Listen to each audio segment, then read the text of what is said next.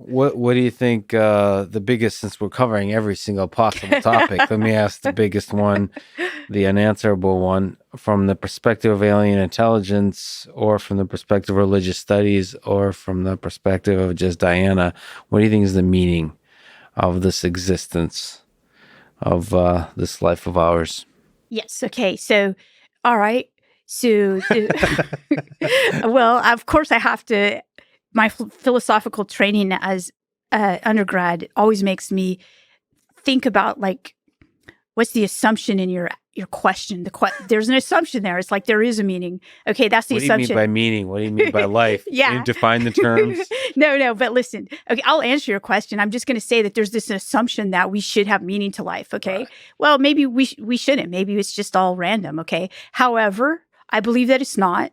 And in my opinion, the meaning of life, in my opinion, is intrinsic.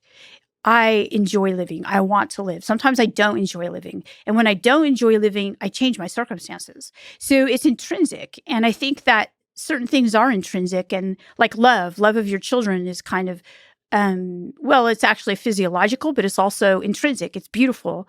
You know, there's something about it that is intrinsically desirable.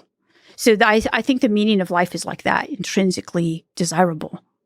So it's something that just is born inside you based on what makes you feel good? No, that's hedonism.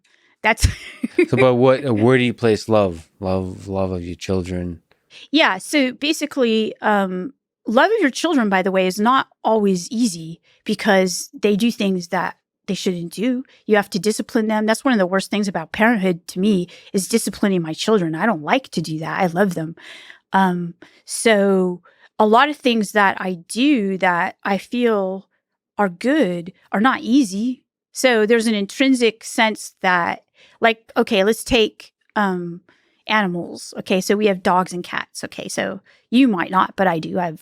I told you about them. Can you share their names?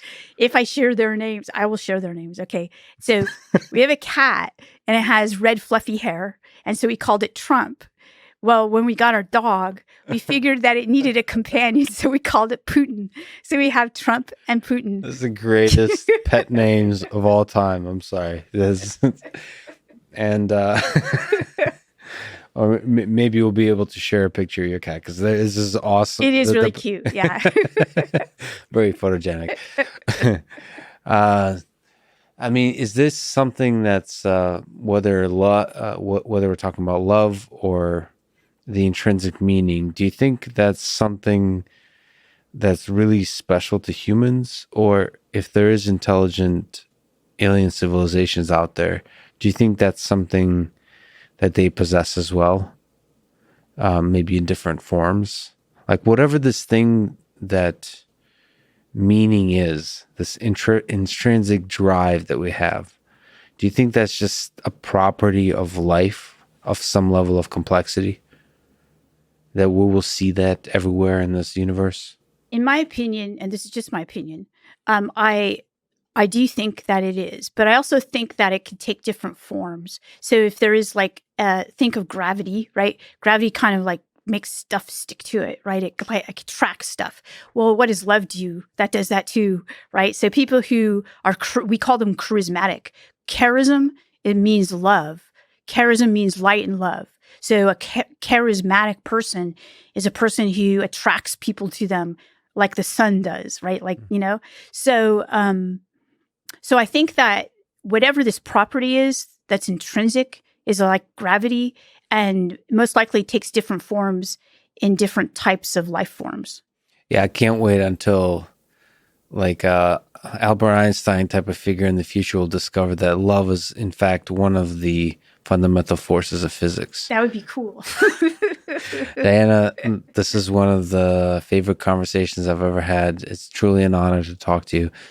And thank you so much for spending all this time with me. Absolutely. It's been fun. Thank you.